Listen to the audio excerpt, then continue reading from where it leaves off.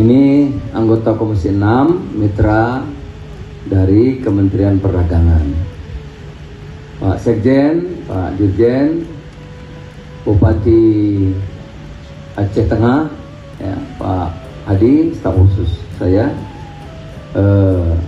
staf pengajar, semua teman-teman dari Kemendak.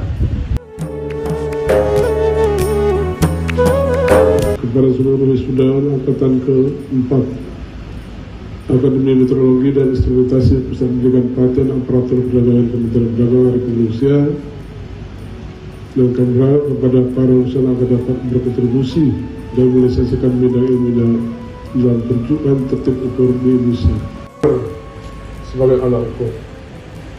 Kami di sana punya alat ukur tradisional namanya bambu. Ini sering diprotes oleh orang-orang luar.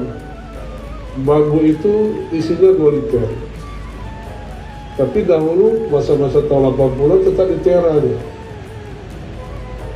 Begitu juga pakai timbangan besar. Yang punya anak-anaknya itu yang 5,5 kilo, 1 kilo.